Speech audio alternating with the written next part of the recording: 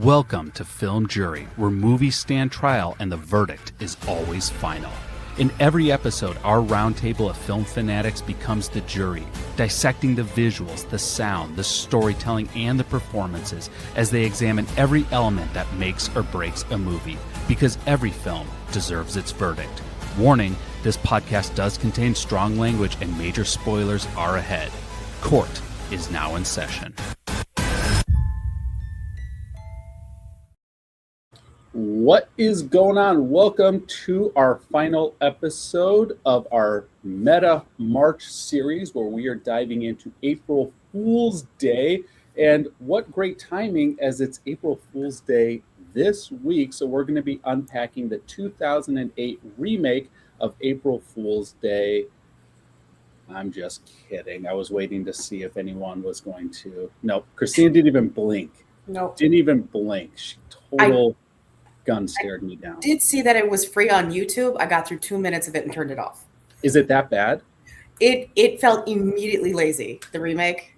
And I'm like, I don't have time to dedicate to this right now. I am kind of shocked that it was remade, because I was thinking about this on the drive into the office today, which is, could this be done today? And my default is yes, but I don't know how it could be done today. So we are actually unpacking the 1986 April Fool's Day, the OG meta slasher commentary film, which was produced by Frank Mancuso Jr. of the Friday the 13th ilk, starring Thomas F. Wilson, Deborah Foreman, Griffin O'Neill, Amy Steele, and a whole lot more. There's a big cast in this. I'm the person who was made for April Fools. I'm your host, James Patrick.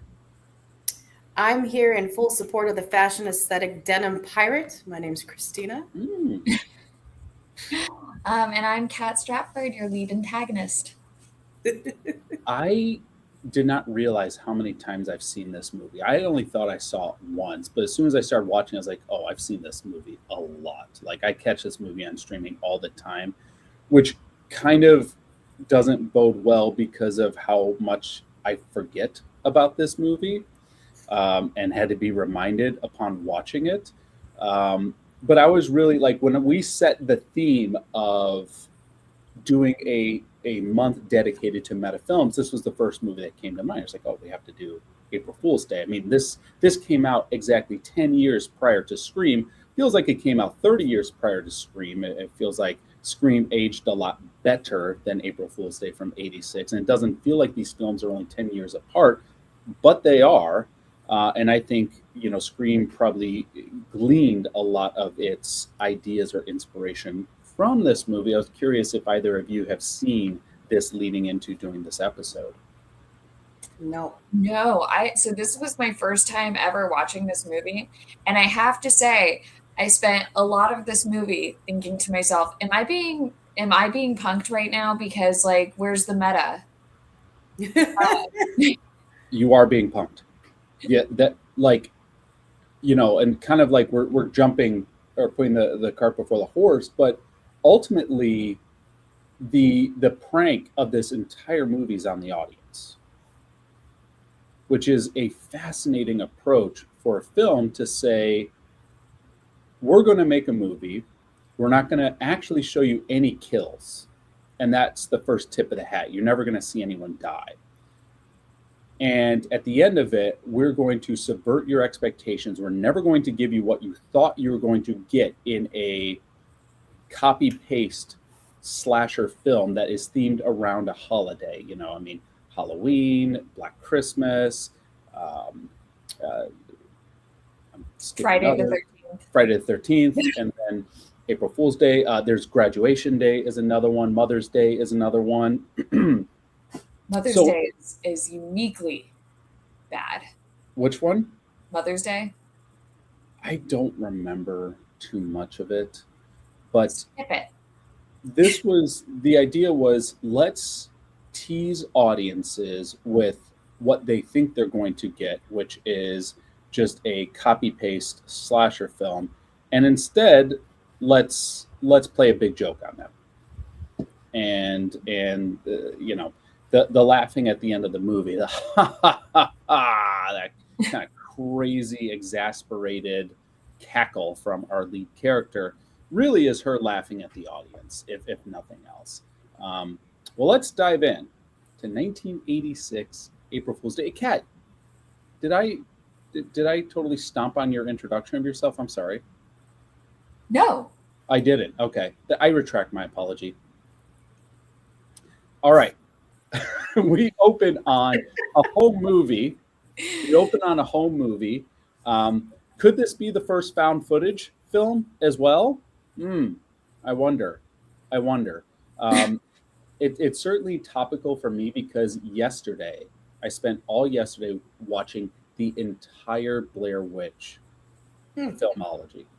I watched the Blair Witch Project from whenever that came out. I watched Book of Shadows, Blair Witch 2. An underrated gem. We should talk about that. And then I watched Blair Witch, which is a sequel to the Blair Witch Project. And so found footage is certainly top of mind right now. So we open on a found footage of a character introducing herself as Mary O'Reilly O'Toole O'Shea. This is Nikki. There are so many characters in this movie. It is so hard to. Yeah, and like a lot of them are blonde. Like Yes. some of them have like very similar blonde haircuts. Like what am I to do here, man? You can't keep track of them. It's unfortunate. I was trying to figure out why there were so many characters because a lot of them seem perfunctory or unnecessary.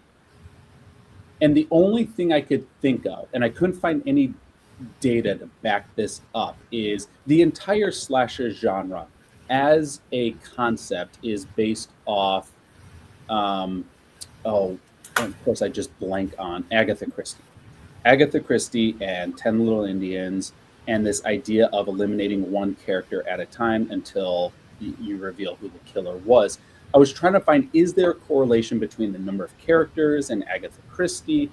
No, we only have 9 characters in this movie, Agatha Christie's 10 Little Indians, but that's about as much as I could do. Is like maybe they're trying to do some homage there, but I just couldn't find any interview or any data to kind of reinforce that idea. Well, if we count one character twice for reasons. Yeah, I guess so. I guess if what will reveal if there's a character playing 2 different roles, that could be it.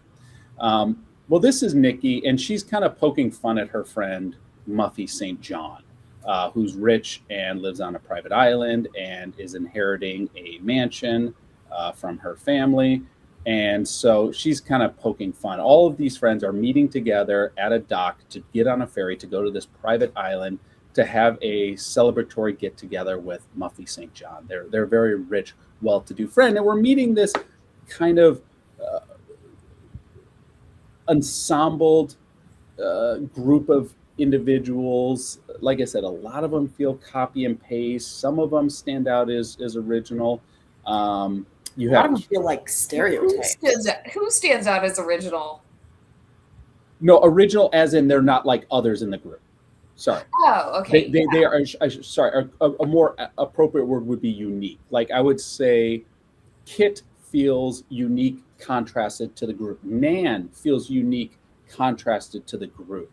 But once you get into Arch and Rob and Harv / Hal, like I'm really struggling to track who these people are. But you have Kit. Kit is someone we've seen before. Kit was the final girl. She's played by Amy Steele in Friday the 13th Part 2. And I went back and checked my notes. She was my top final girl of all the Friday the 13th films. She was the smartest, the most intuitive, the most operated with the most ingenuity, and was actually able to take down Jason, I think, better than any of the other. And the first to take down Jason, if you look at the actual chronology of the film. First one to knock Jason down. You have Nikki. Nikki's our resident slut. You have Nan. Nan is our repressed religious character who had an But abortion. she has the same haircut as Nikki. Almost. Well, Nan, more like Nan had more of a bob, right? Didn't It was Nikki like a have short bob too? pixie cut. It was No, bob Nikki. with curls. Oh, okay. I feel like Nikki had more of the cliche '80s, curled bombshell-esque hair. Bob with curls. Oh, okay. We have Arch, who's played by Thomas Wilson, who we know as Biff from Back to the Future. Yeah. You have what's that? He was kind of cute in this. Little trimmed out and not too bad. Not too bad. I can see what's her name saw in him prior to the Moonlight Dance. You have Rob, who's Kevin Bacon. Yes. Timu Kevin Bacon from Friday the 13th, Part 1 from 1980. You have Harv, but wants to be called Hal, and I'm not really sure why. Why did they added this just to make it more complicated for me to remember? It was making my notes like I looked like the guy from It's Always Sunny in Philadelphia with the evidence board and all the red lines, like trying to track who all these people are. We'll just call him H. H is the nerd. I considered him the money grubber. He definitely with high aspirations. Yeah, the prep school wannabe. Mm-hmm. Good. Okay, yes, because they're in an economics class together. He's in an economics class with Muffy. One of the things we're starting to realize as we're meeting these individuals is they're not sure why some of the other people are there. Like, you have Rob and Arch, Arch and Chaz seem to be in love with each other, but not willing to admit it. They're kind of with their sexuality, okay? I don't think they're very comfortable at all, actually. I think they're trying to hide it via joking around about it. You have Kit, who's in a relationship with Rob. Nan is kind of in her own world. None of them are really sure why Nan is there, because she seems so straight-laced and proper compared to them. Kit feels like a final girl in the sense that, she's certainly not hoochie like Nikki. And if anything, they're trying to de-sexify her. They have her in a button-up shirt. They have her wearing the man's tie. They wanted her more down to earth, I think. Yeah. I really like Amy Steele, by the way. If that's not clear, I like Amy Steele. I like her in this movie, and I really like her in Friday the 13th Part 2. We have Skip St. John, who's a distant cousin of Muffy St. John. You have Chaz, who the only thing we know about Chaz is he's the guy with the camera, and he's going to end up having sex with Nikki. You have Buck, who's the ferryman's assistant, and you have the ferryman. Man, that's a lot of people. We do get, and I should have mentioned, we do get a little cutscene of Muffy trying to straighten up the house, and the housemaid, Clara, wants to help Muffy. She's like, can I help you straighten up this giant house before all your friends arrive? And Muffy won't accept the help. And she says, no, I have to do this myself. This is going to be bloody unforgettable, as she's moving a mannequin in the basement of this house. And all of these are, little hints of what's coming. We get a flashback to a childhood birthday of hers, of her opening up a Jack-in-the-Box, just cranking it. And instead of a clown, out pops a demon, which I don't know if that's an improvement to a clown popping out of a Jack-in-the-Box. Six in one hand, I think it was supposed to be, because when that happens, you hear the kids scream, and then the adults all laugh. So I think it's supposed to imply this is a family good time to prank each other. Mm-hmm. Of course, we have the very 80s, like they use the white vignetting around the edges of the frame to indicate that we've gone back in time for this, which I thought was amazing. I do want to point out that Nikki has sex on the first date. So do Arch and Chaz.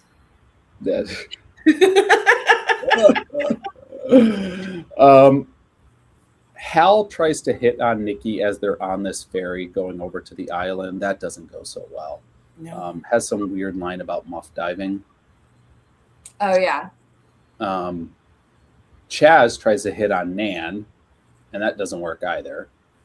Nan seems a little too straight-laced, although what is she reading? Paradise Lost. Found it.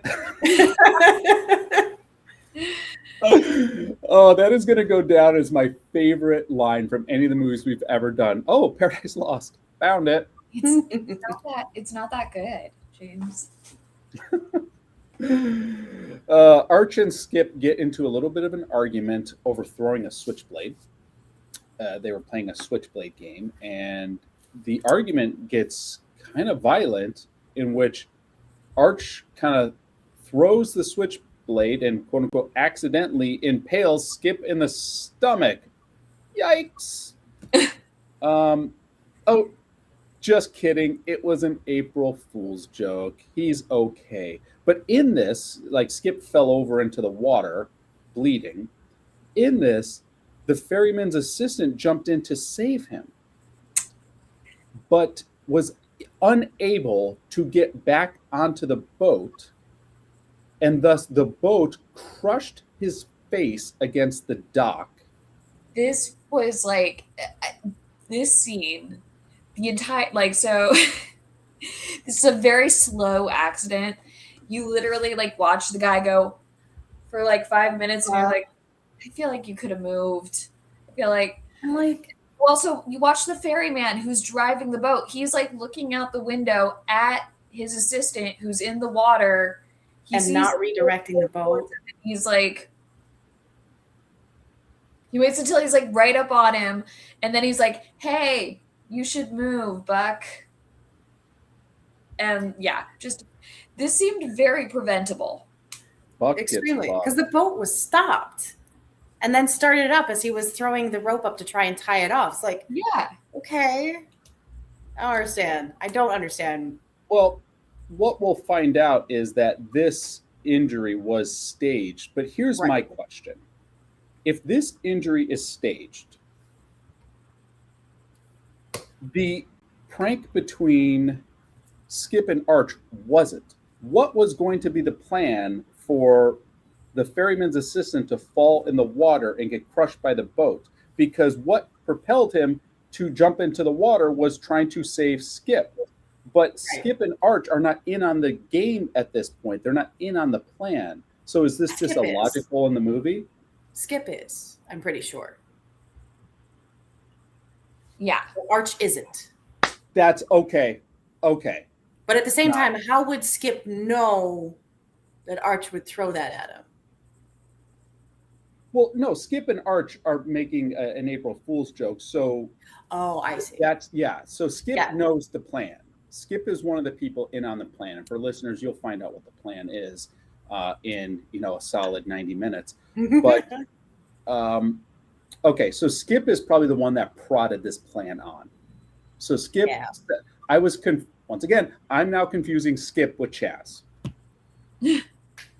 I completely confused Skip with Chaz. I'm thinking it's Chaz going in the water. It's Chaz having the fight with Arch. Chaz is the one with sunglasses.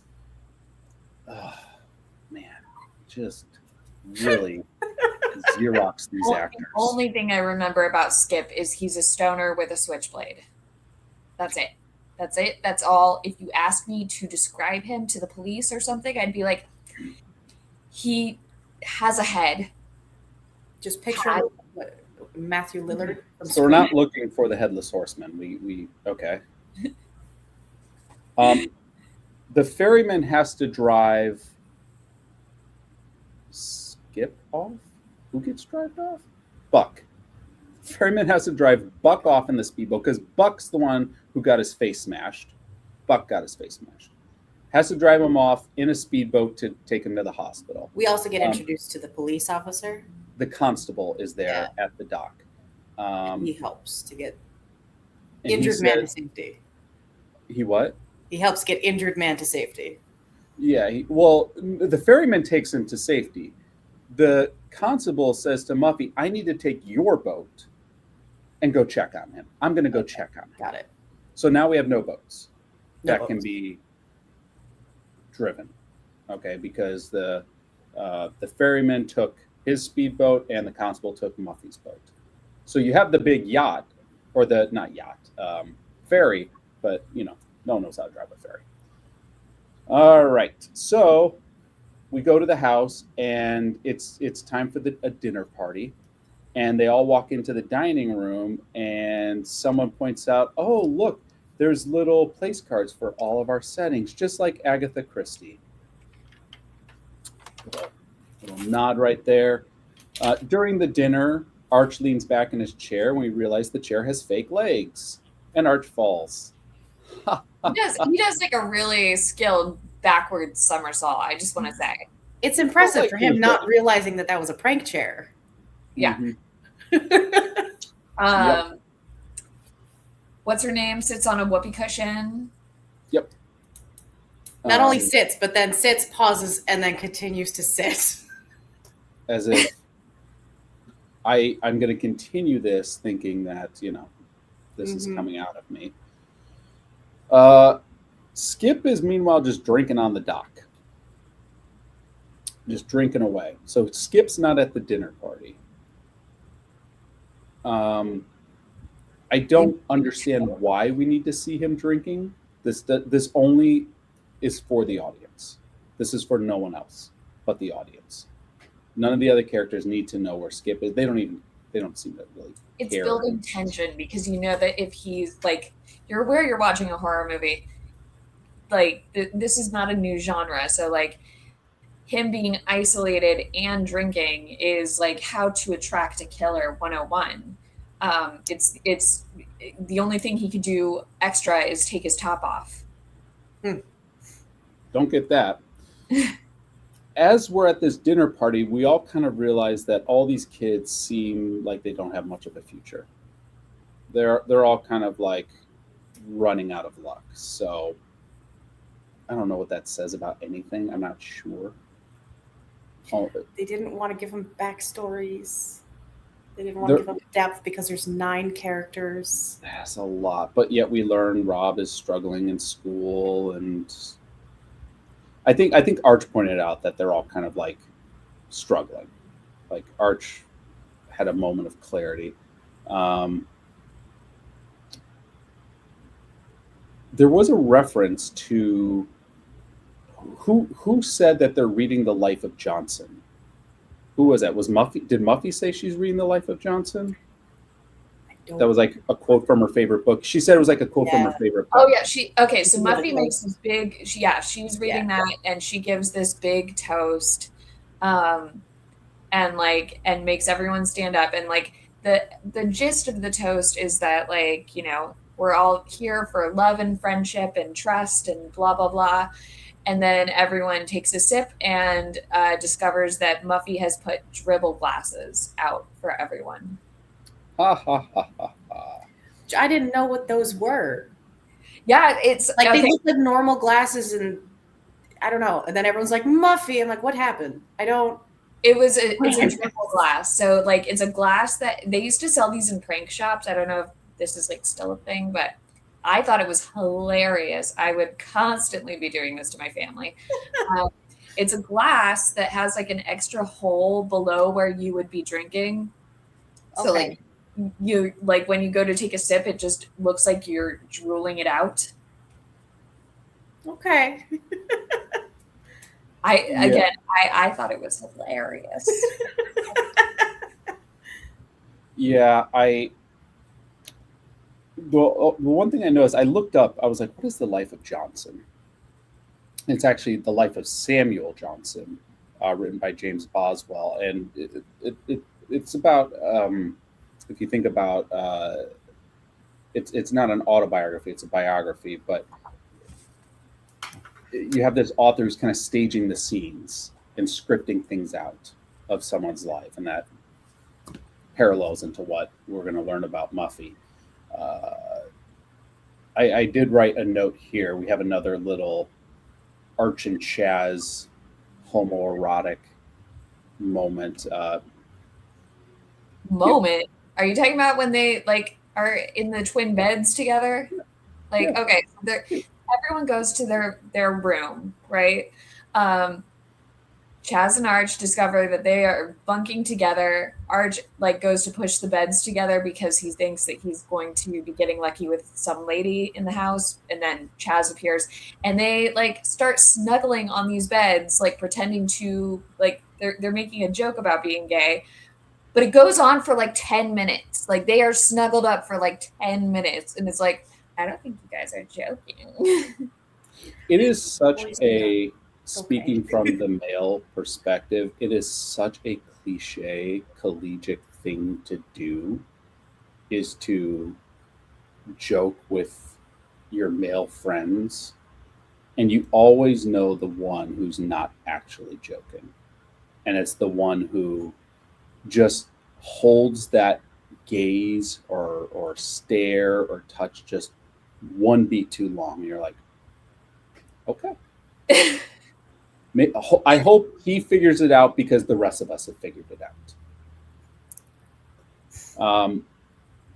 Everyone's kind of finding stuff in their individual room. So like we spend some time with Harv Hal, and he's finding a bunch of articles in his room about deaths via car accident. And he wouldn't say the best actor in this. I think he's supposed to be impacted by this a little bit more, as we'll find out later. He doesn't seem terribly disconcerted by this. No, he's rehearsing how he's going to hit on Muffy. Yep. Like when this goes down. He's stealing smoking stuff. a cigar indoors. Disgusting. Don't smoke indoors. We had a guy rent my podcast studio who like smoked a cigar right before he walked in the podcast studio. Like I saw him in the parking lot smoking a cigar. I had to clean out the entire podcast studio after. Like, and he wasn't even smoking in the studio. It was repugnant. It cleans. And it ends up being an exploding cigar, by the way. Mm-hmm. Yeah, when we hear a bang, like he gets interrupted while he's like snooping through his room and reading these newspaper clippings that have been left for him, and then like when who is it who interrupts him? Chaz, maybe somebody. Someone knocks on the One of the door, dudes.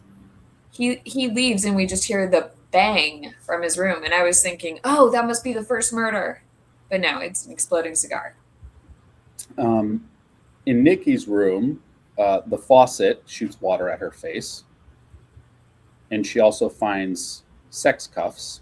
Mm-hmm. Okay.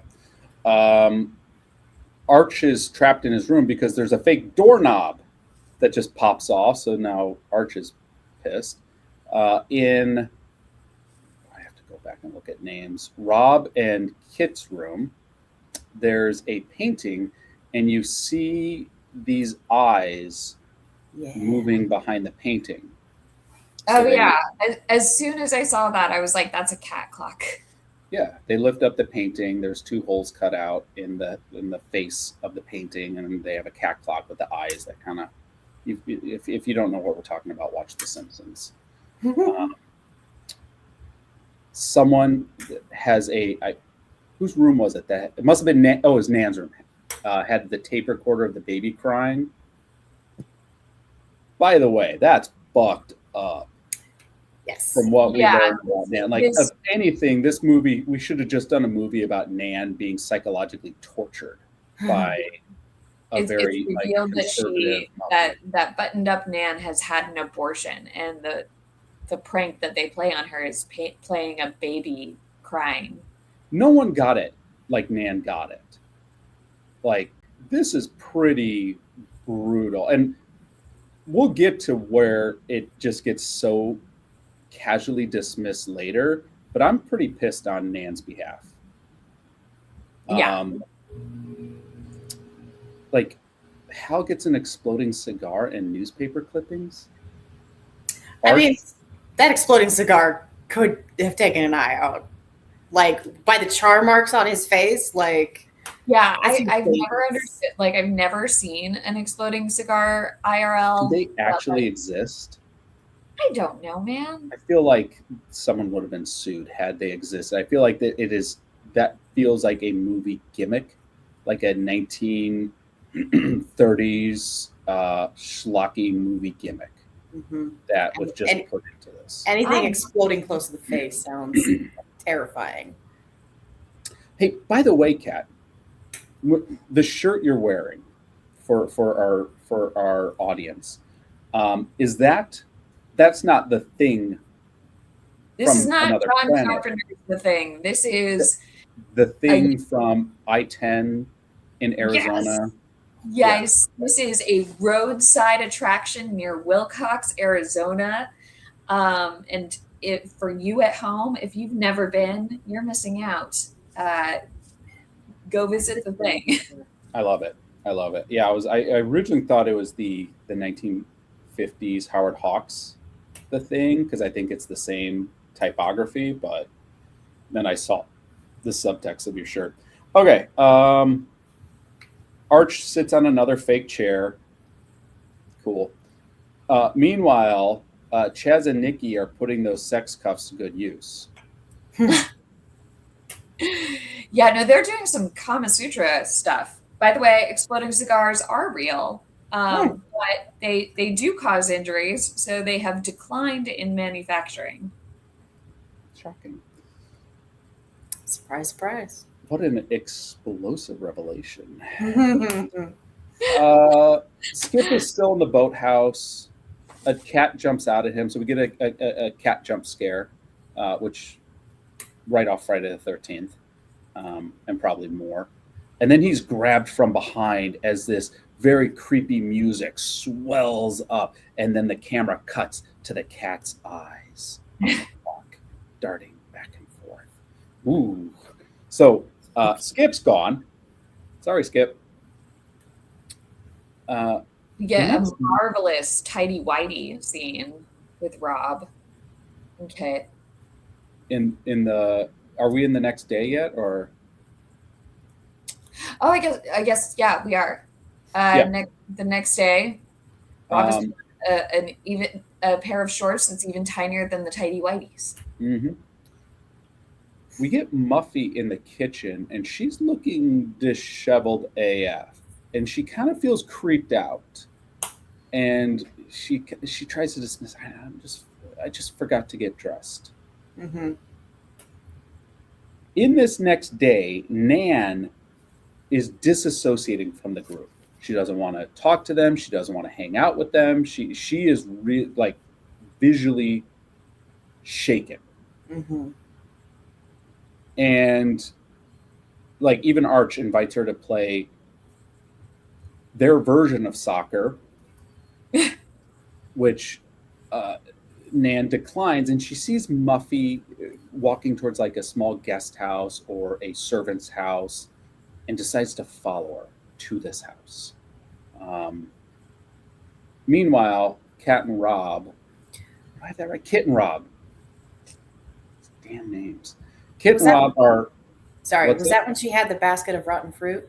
Or was that later? Yeah. It's in this, yeah. Kit and Rob are hooking up in the boathouse, getting there. I mean, they gotta catch up. We had two other people whose names I've already forgotten. So our second sex scene, but this one gets interrupted as they see a body floating between the floorboards of this boathouse, which, under that is ostensibly the ocean. There's a body floating underneath them, and they freak out. Just floats by briefly. Yeah. and then they find a broken, bloody switchblade. Ooh. Of course, they do not actually like procure the body. They Uh-uh. they flee, they run back and tell Can't everyone yeah, what don't they've find it. discovered. And so they go out looking for Skip. Yeah, I mean, process of elimination. They're just assuming this is Skip. We haven't seen him since. Yeah. Arch is walking through the woods and all of a sudden gets caught in a, what would you call this? A snare? Yeah. Oh, okay. Where, you know, it steps in it, the rope tightens around his ankle and lifts him up into the tree upside down. Which, by the way, is right out of Friday the 13th Part 2. That is lifted right out of that. And then you see like a tally of like all the Friday the 13th Part 2 references. It would be pretty high. Not just the same actress and the same. I mean, even the music swell is very Friday the 13th-esque. Oh, yeah. And then you have another Friday the 13th homage. There's a snake that's right on the ground next to Arch, and it's hissing at him. Like, this thing can bite him in the face. He can't defend himself. And you have these boots step forward towards the snake, and then the boots kick the snake away. That's Friday the 13th, by the way. The boots, in lieu of showing the killer, that's Friday the 13th Part 1, because we didn't want to know it was Pamela Voorhees. Like, that was a big reveal. And absolutely in Part 2 until the end when we see it's Jason, you just see boots walking through the forest. And we find out why it kicked him away later. But, yeah, just another homage. We get another shot of Nan alone and sad and crying. I'm telling you, there is a movie here within this movie about Nan being psychologically tortured by a bunch of rich, spoiled, privileged white assholes. Mm-hmm. Conservative white assholes. That would have been such a better movie, by the way. Rob tries to call the constable, but the phone's not working. So for now.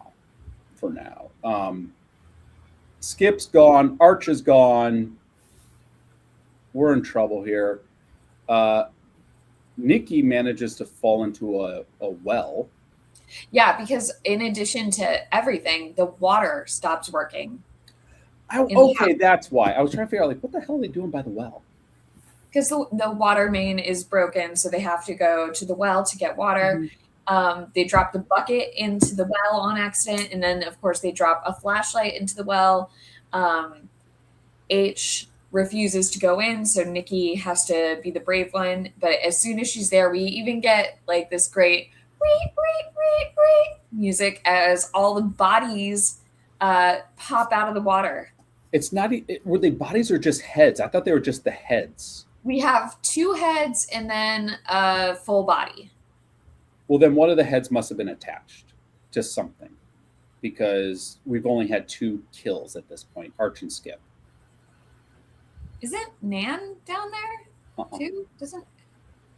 Nan's still. I think Nan's still in the picture. Maybe not.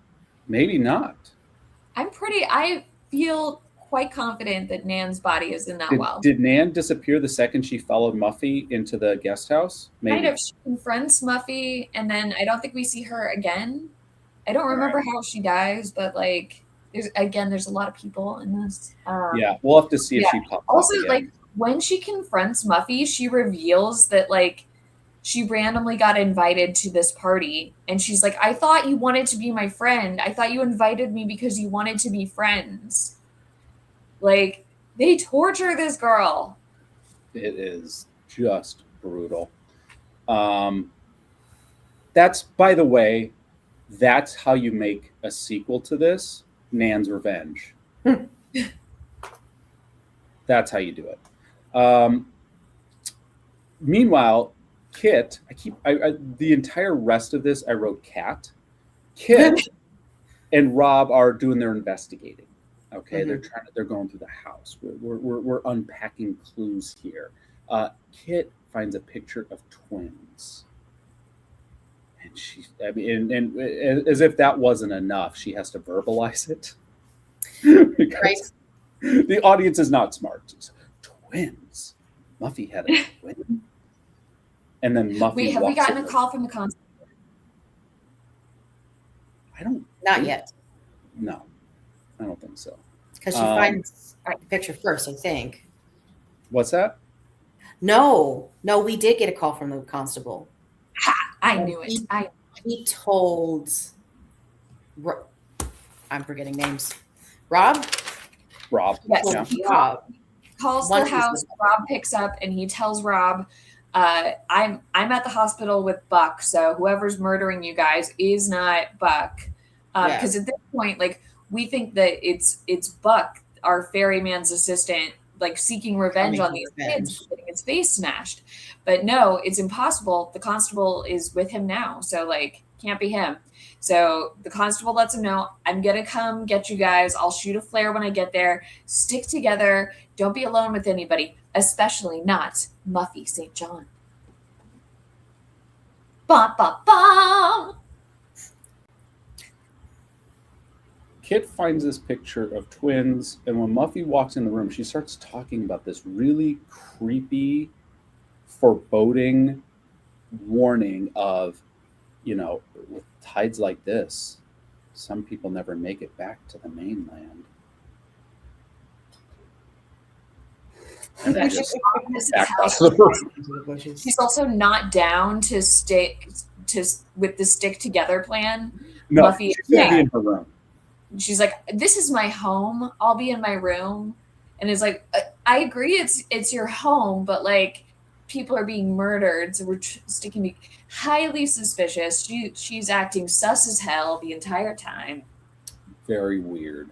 I mean, nobody listens to that directive. Everyone goes off on their own directive. Everyone splits up immediately. Like, distance. Okay. Sure.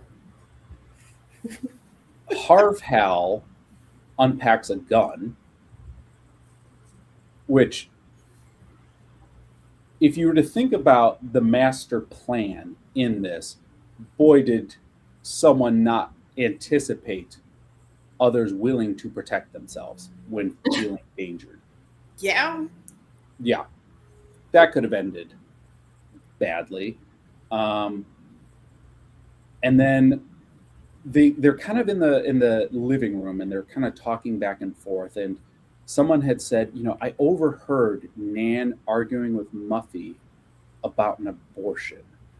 And that's how we find out that Nan had an abortion. And then they're kind of pressing Harv Hal on the car accident articles in his room. And he's defending, he's like, everyone gets in accidents. This is no big deal. How did Muffy find out about this stuff? We never saw what was in, like, we never really learned what was in Kit's room or Rob or Arch or like. Arch's room, the doorknob. Yeah, but what does that say about? But there was a lot of innocent pranks, but only a few personal ones. Exactly. So why were some people outed for personal stuff and not everyone? Mm-hmm. Like, wouldn't it have made sense to lock Arch in a closet? There you go. That's where the doorknob should have come off. I think the level of analysis that you're giving to this 1986 slasher flick might be a little much. Way more thought into it than Muffy St. John did. And someone tries to defend Muffy, like, Muffy's a good friend of ours, and she invited us all here to this weekend to what? And then Muffy walks in the room, and she's like, this is where she says, "This is my home, and I'll be in my room." Yup. Nikki is in her room, and what is Chaz doing in her room? Like, are they just sharing a room together? But yeah, because they're hooking up. Hooking up. But what is covering? Chaz has the sex mask on his face. Yes. Yeah, that's what it was. I was like, we don't see Chaz's face, but he's like in her bed, and Nikki sees that he's been stabbed. And then someone comes out of the closet. Yeah, he's been stabbed in the closet. Someone comes out of the closet. It's not Arch, but someone comes out of the closet, and then the scene cuts. So we know Chaz is down. Nikki's now gone. We can assume Nikki's off the table. And then Rob sees the flare.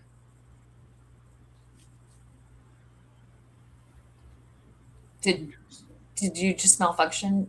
No, I must have missed loading circle. No, I'm looking at my next notes. I must have skipped over Rob seeing the flares. My next note is Kit and Rob finding the dolls. That's in the attic. Yeah, they find the dolls. They're having a discussion about did Muffy plan all this?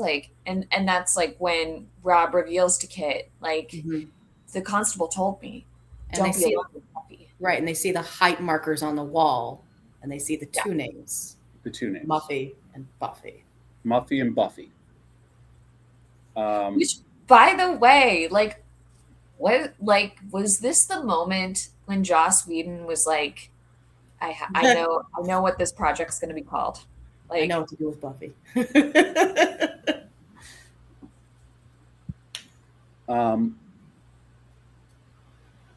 They see the painting again. It's now, what were they, in the attic? Yeah. And there's eyes behind it. But not the but cat it's not eyes. Cat eyes. They pull back the painting and it's Muffy's head. Gruesome. And that's when they know they've been dealing with Buffy the entire time. Yes, this is not Muffy's. Muffy's gone. It must be Buffy, the evil twin. Rob gets locked in a room, and so Buffy is chasing Kit down with the knife. So, by the way, you're right. We haven't seen Nan since the guest house. Nan's gone. I know. I know that I'm right. Yeah. I trust you. But it sparks joy every time you say it. Say it again. You know what? When Kat was right. Because it gives me a thrill. Buffy, Rob's locked in a room. He can't save Kit. And Buffy's pursuing Kit with a big old knife. And Kit is comes up on the doors to we'll call it the parlor room. And the doors are locked and she's trying to get into the doors and Buffy's slowly pursuing her and coming up on her. And finally the doors open and Kit stumbles into the parlor room to find everyone in the room alive. Completely unfazed by the fact that door just burst open and someone just fell into the room panting.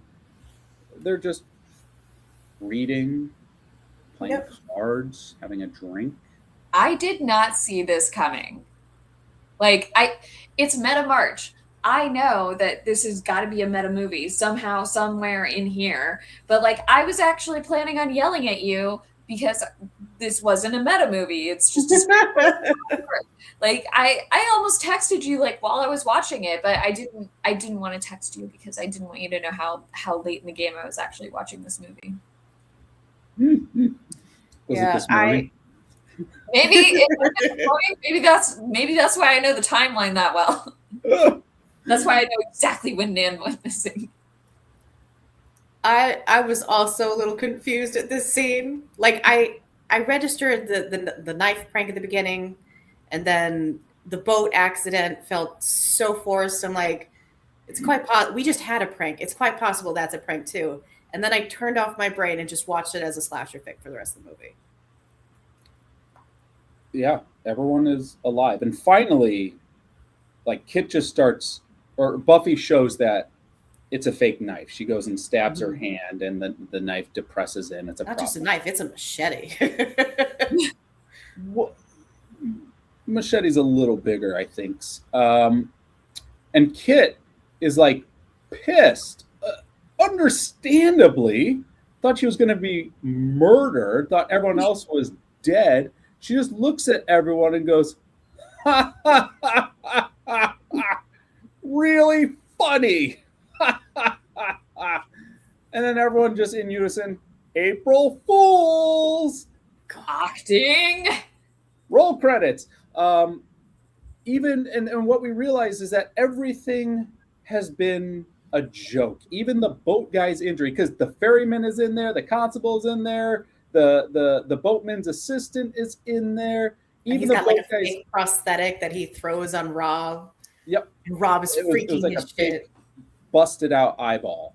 And then Muffy, who's not Buffy, it is Muffy, is like, oh, you guys are so terrific. Thank you so much from the bottom of my heart. Rob and Kit, you two were the best. You figured it out. No, you didn't. You didn't figure it out. Well, they figured out the twin storyline. That's They what figured she's out the twin congratulating them. storyline, but anyone could have figured that out. Like that, like, and what? Like, you duped everyone because this did not follow logic in any way, shape, or form. So now Muffy gets to reveal why this happened.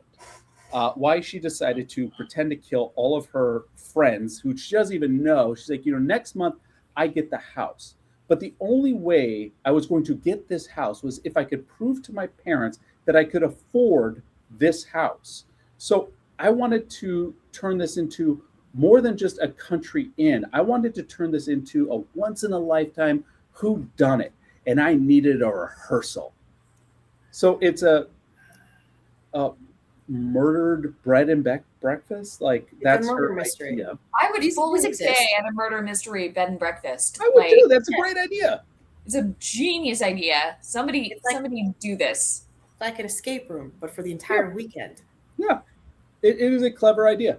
And then we realize that Skip is not her cousin; it's her twin brother. She does have a twin. The twin is Skip. So Skip was in on it. Need to be, but Skip knew the beats. Which once again, now we contrast back to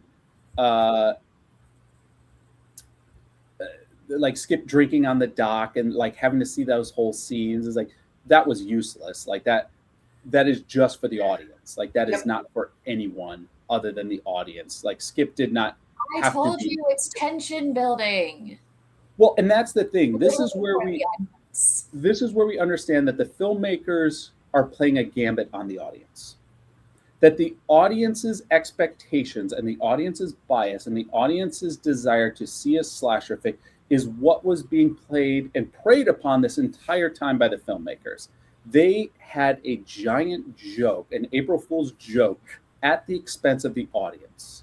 That's why we never saw any kills on camera. That's why we only saw the aftermath of things. That's why nothing ever lingered on anything. It's not like they're examining the body and realize, oh, this is rubber. It's because this is set up to play a prank on the audience's expectations of seeing a slasher flick, and that is clever-ish. Like, no, full stop. That is clever. I like that. We now get that. A little bit more of exposition of Muffy explaining, I wanted to, play on the psychology this, that's why I put the articles in Hal's room. And that's why, Nan, I'm so sorry. I may have gone a little too far, but we had a great time, didn't we? Yeah, she does. Like, to be fair, Nan looks pissed during this entire scene. Like, because they continue to have a drinking party and she is just quietly sipping her champagne. They are torturing her for having an abortion, and this is 1986. Well, I mean, she's torturing all of them. Like, all of them are going to need therapy after this. Yeah. Like, I'm sure Arch and Chaz and Nikki are fine. I'm sure they'll be fine. Maybe. Yeah. Nikki was in a well with what she thought were dead body parts. Oh yeah, maybe not Nikki. But what happened to Chaz? Nothing. Like, oh, by the way, he got tapped out. Dead. I'm gonna put a knife in your wee wee. Yeah. Just pretend to be dead. You'll have sex with Nikki again. Don't worry. Just put this mask on. Chaz might be fine. Yeah. He's probably fine. But like, who was it? Rob, who was like trapped in a closet while his girlfriend was being chased by a killer, and he's like screaming and crying. Like, therapy. These people are traumatized. Yeah. This would have been a friendship ender. Muffy's a dick. Yes. I think we could learn. Muffy is a dick of a friend. Yeah. Muffy doesn't know what a prank is.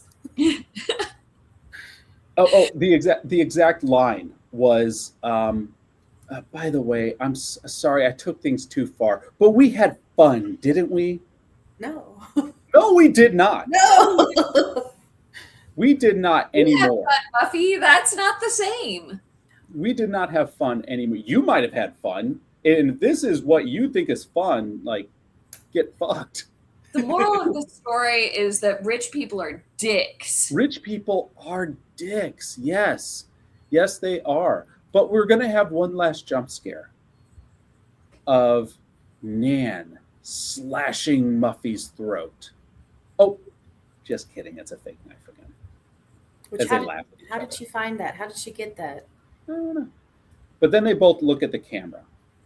And so that was the final nod to the audience, like, fuck you. Fuck you. Fuck you. You paid to see this. You paid to see this. Mm-hmm. So get fucked. Like that look at the camera, I thought was so wildly intentional and just the biggest middle finger to slasher fans. And I got less of a middle finger and more of a cheeky wink. Mm-hmm. I thought it was cheeky. I think a lot of people were pissed when they saw this movie. I think a lot of people went into this movie thinking they were going to get a slasher film. And then the filmmakers are like, nope, we're not going to give you that at all. Yeah, I love it. We're going to give you all the expectations of it, and then we're going to take it away. There will be no catharsis at the end of this.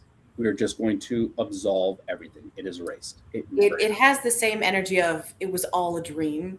Yes. Yes, it does. Mm-hmm. Yes, it does. You were there, and you were there. Mm-hmm. We get one last shot before credits roll of the Jack in the Box as it winks at the camera. Yeah. Cute. And then credits roll. So, I mean, there it is. Kind of like an OG meta slasher. It's certainly not a polished film. It certainly has some edges to it. Not good edges, like rough edges. Like this felt very raw, unpolished. Yeah. Half-baked. And the reason we include is, like, although unlike Scream, which verbalizes meta and actually put it into like a clear word, and it doesn't really explore the character psychology, and it doesn't really refine pacing going in the reveal. It does subvert expectations. There's no gore in the movie, apart from like fake body parts. This is a gore-free movie. You never see anyone actually get hurt in the movie. And it makes fun fact, this movie became very popular on like TV because there's no kills. Mm-hmm. It's fair. Easy to edit for TV. Mm-hmm. And it made the audience the victim. The audience is the one who the prank gets played upon. The audience and Nan.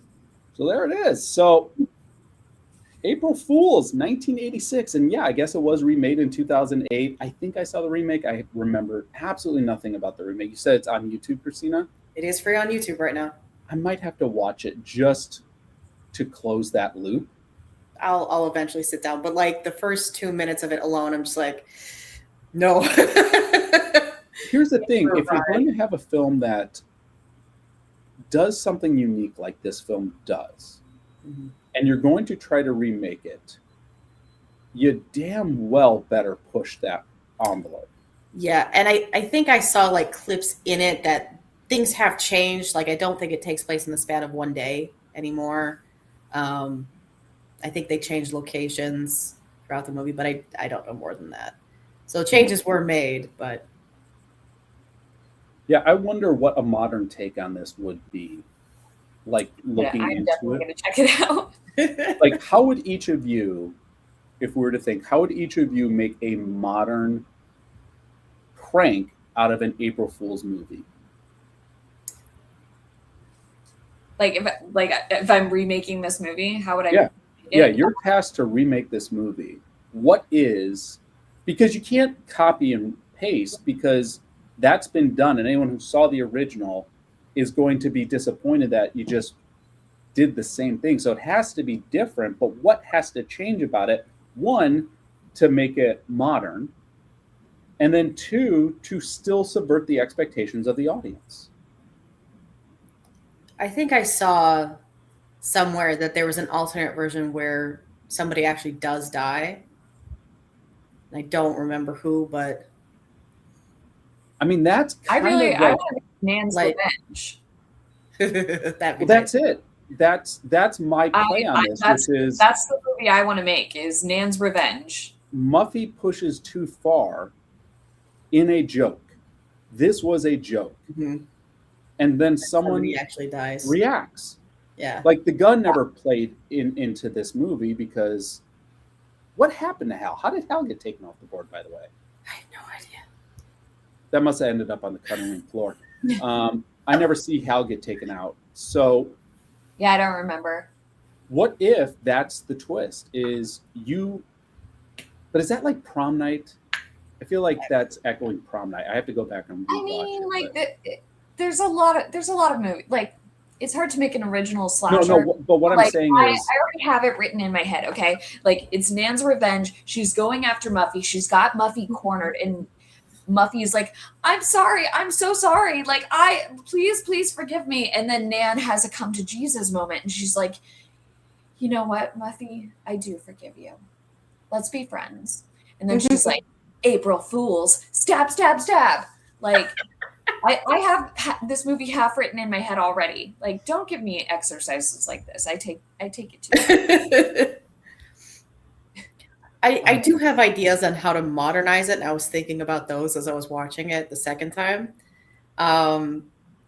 Like, first off, I want to see more like Ready or Not energy. Like, I think they tried to insert humor into this movie, but I don't know if it's because it just aged poorly, but it aged poorly. yeah. Well, And it just wasn't well written. this opportunity, they had a hallway with lots of doors, and we did not see any kind of Scooby-Doo Right? Gotta scoop That out was that shit. great. back and forth with the doors. Like, we definitely a missed opportunity for that. Could have used a little bit more kitsch. Yeah. I also would have liked, because we have such a large cast, focus on two of the characters. Like, the first time I watched this, I misinterpreted the ending. I thought Rob and Kit were the only ones not in on the prank. Because they were the only ones acting like normal people. Everyone else was a stereotype. And then watching it the second time, I realized with horror that I was wrong. And this was a lot less planned than I thought it was. Mhm. But like having two characters who aren't in on it and everyone else is an actor, and follow those two characters, and like exclude the scenes where we see not the main characters disappear, but have it referenced. Like, I think this happens in, what is it, Midsommar, where you're focused on a core cast, other people are there and they disappear. You hear about it, but you never see it. Yes. Like, Yes. have Yes. more focus. I like that. I like that so much. Also, we should do Midsommar at some point. Midsommar's good. I like Midsommar. You know, I was thinking about Midsommar as our next month. We're going to be doing movies that we hated. Yes. I've watched Midsommar twice, and I've yet to wrap my mind around. But I don't hate it. Yeah. No, I like it. you can't. There's nothing about it I hate. I just don't know if I liked it. I love it. I love it. I went to see it with an ex-boyfriend, and I tried to convince him to like that we should do this as like an ex-couple's costume, but he wouldn't let me dress him up as a bear and set him on fire.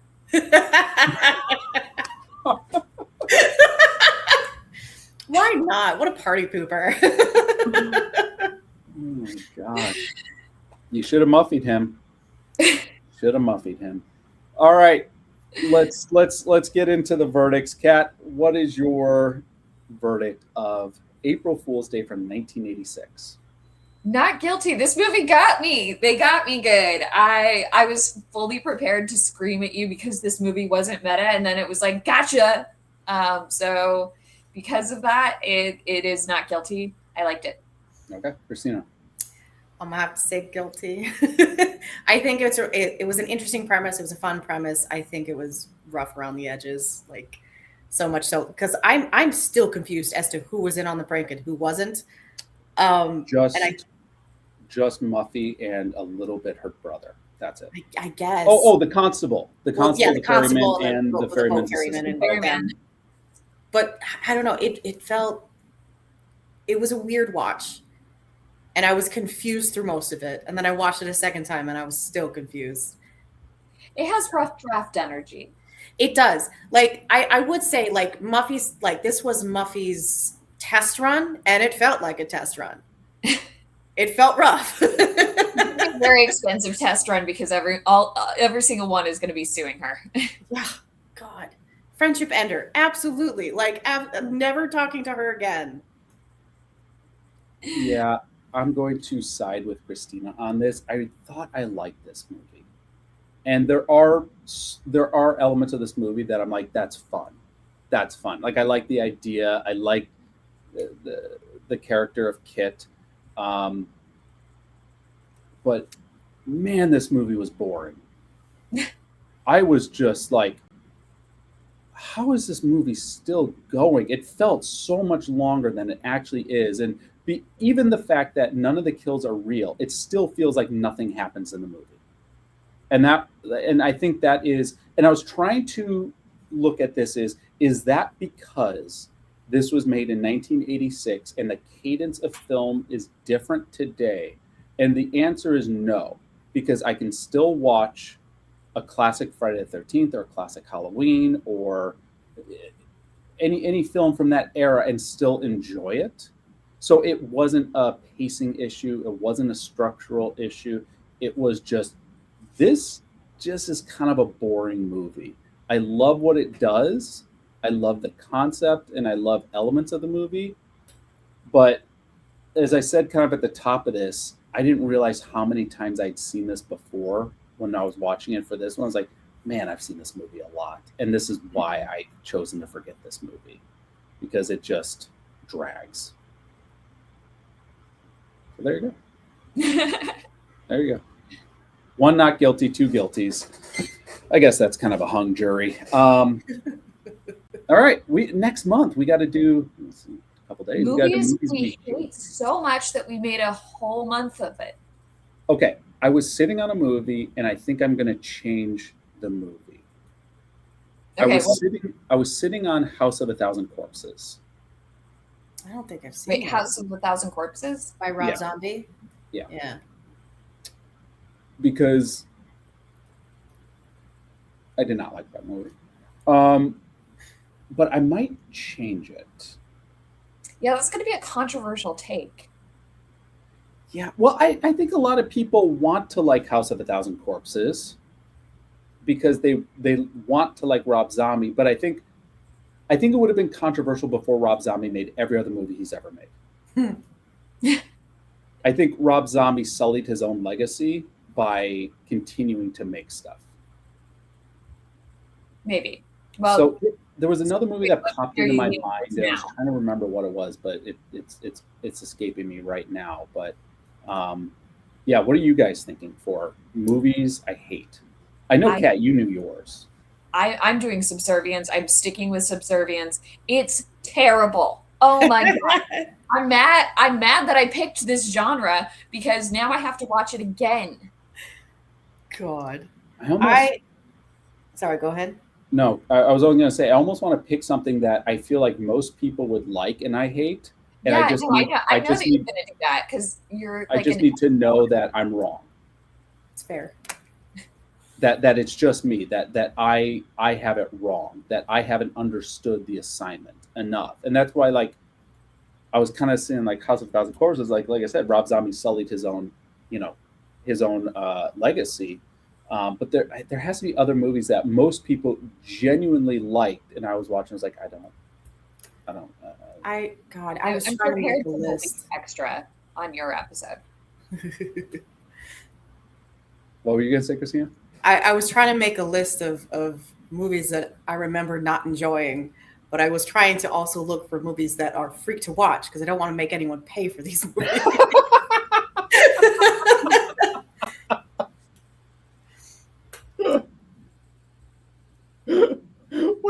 So where did you land?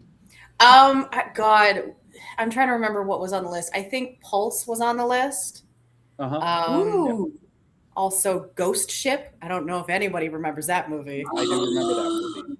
Yes. Yes. The Yes. intro guillotine of everyone on the ship. That was a good scene.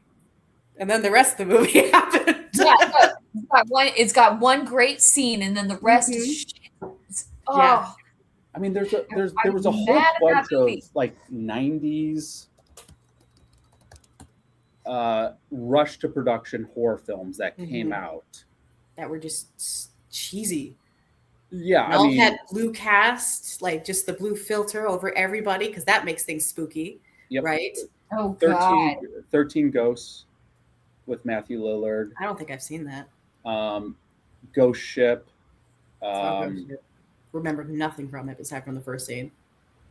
What was... I'm trying to remember. Oh, here's what one I might do is Jason X. Or Freddy versus Jason. Okay. I remember being so excited for Jason X because I got it for free on streaming because I was in college. And I remember being like, what the F did they do to Friday the 13th? Like, we're going to space. Man. That's what we're doing. But I think I might do Freddy vs. Jason because there are so many people who genuinely enjoy that movie and think it's such a fun mashup of two iconic characters in the slasher genre. And I hate everything about the movie. With the exception of Robert Englund's makeup is phenomenal.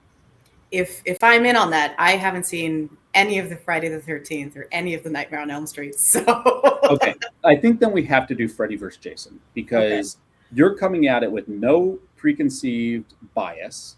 Mm-hmm. I'm coming at it as a child of the 80s who was obsessed with both of these franchises. And then Kat, where are you in the Freddy and Jason? I've seen a couple of the Freddys. I haven't seen any of the Jasons. I know the premise. I tend to find slashers a little bit boring because like, they're dull, man. Like you're just running. No. See, I've seen so many of the death scenes of these movies because of a certain someone going, hey, look at this scene. It's so cool, right? Blood everywhere. But I just had no interest to watch them. You know, thinking about like Freddy and Jason, I was always more terrified of the concept of Freddy as a kid. Oh, yeah. As a character, absolutely. You Um, can't go to sleep. Yeah, you can't go to sleep, and I don't go to camp that often, so I'm not terribly worried about Jason. One time. Except for the one time I did go to camp. But as an adult, having watched these movies innumerable numbers of times, I can say that way more of the Friday the 13th movies hold up to scrutiny and hold up to aging than the Nightmare on Elm Street films. The Nightmare on Elm Street films, canonically, not that many great entries, and really don't stand the test of time. They really age poorly. Whereas a lot What are you talking about? I thought that final scene in the first movie where the car has like a hood of the car shirt on it. That was, I don't know if you know, that was ended in a reshoot. That was not the original ending. Oh, no way. That was the studio required that they do that they add that scene in. That What scene was the original ending? Freddy's gone. They killed him. Like it was supposed to end there. Robert Shea and New Line Cinema required that extra scene be filmed of everyone getting in the car. We think we have a happy ending, and then nope, we're still caught in the dream world. That was not part of the OG concept, which is why when Nancy returns in part 3, because Nancy comes back in part 3 as a character, that's not referenced at all. So, you know, it's almost, you know, they don't even acknowledge it as a scene. So call it a fluke, audience gotcha. But Friday the 13th, I just feel arguably has way better entries that are much better films than if you were to look at, all the Nightmare on Elm Street films. And specifically, Friday the 13th Part 4 and 6 are some of the best horror movies, nay, slasher movies. Like, they are really good movies. Part 4 being arguably one of the best slashers ever made, with Corey Feldman as the protagonist, young Corey Feldman, pre-Gremlins, pre-Goonies Corey Feldman. And then Part 6 being the first film that actually turned Jason into an undead character.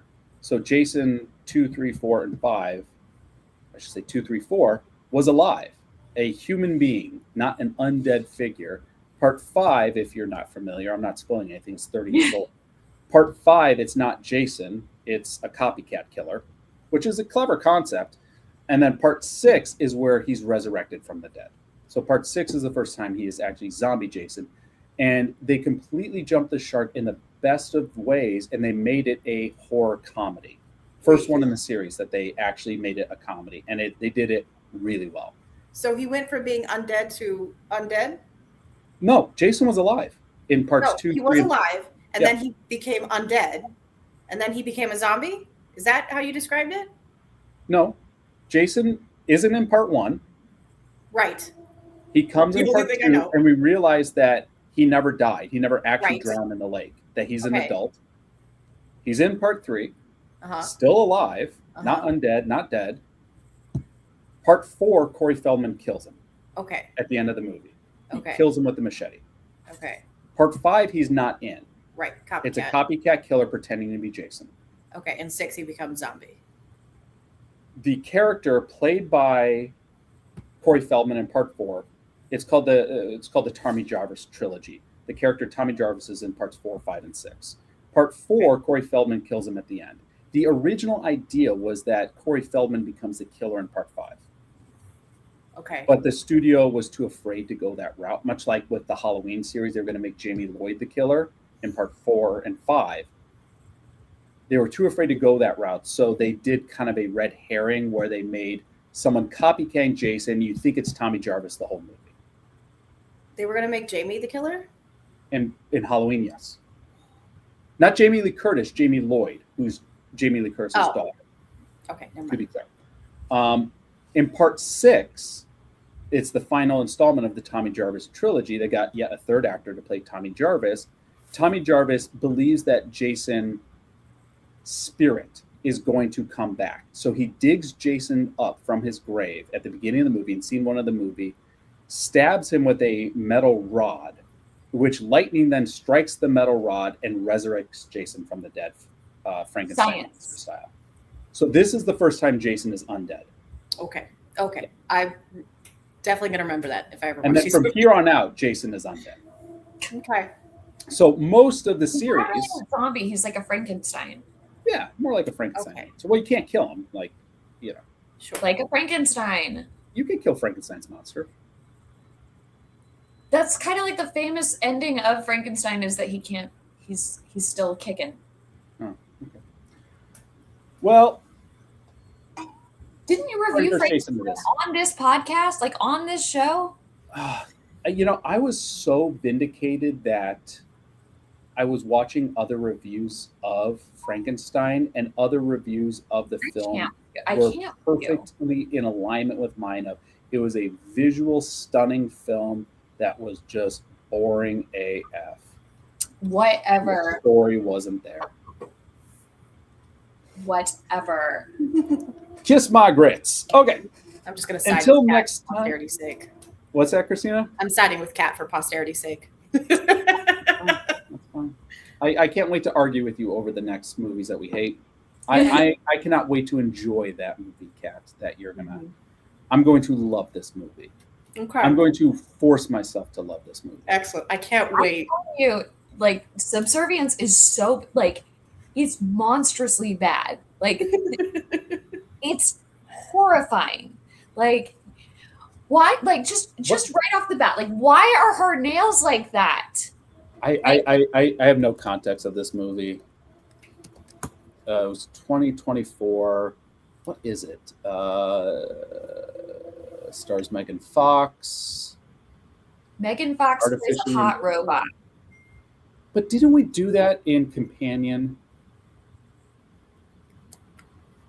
Isn't that the theme In of what? Companion? I feel like they've made I guess many Companion versions came of out the this. year after.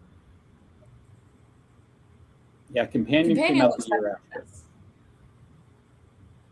I don't know. I feel like I would, if I were to buy a. You want a good thing about a robot is Megan what is that? 2.0. I haven't seen it.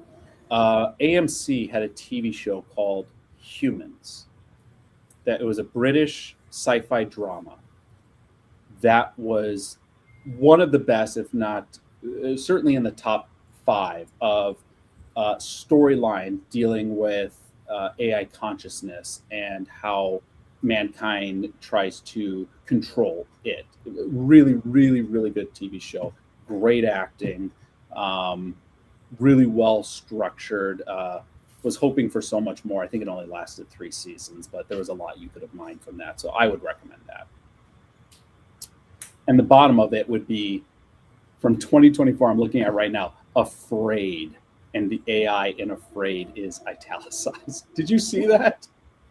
No, I've never even I heard of saw it in theaters. Oh my God. It was Rotten Tomatoes, 25%, Letterbox 1.8 out of 5. Yeah, that was starring John Cho. That was a bad one. Afraid AI. John. He should be leading better horror movies, but he's been in a couple stinkers. He was also in that reboot of The Grudge. Wait, was it The Grudge? I feel like it was. He was in an Exorcist TV show. I know that. He was in the Exorcist TV show, and that was rough. That was rough. All right. That's it from us. Thank you so much to Kat and Kristina for deliberating on April Fool's Day from 1986. And thank you to all of you for tuning in. We're getting your downloads. So I think our audience has grown, which is nice. So thank you. Thank you for sharing this podcast with a friend. And we'll catch you all in the next screening. Take care, everyone.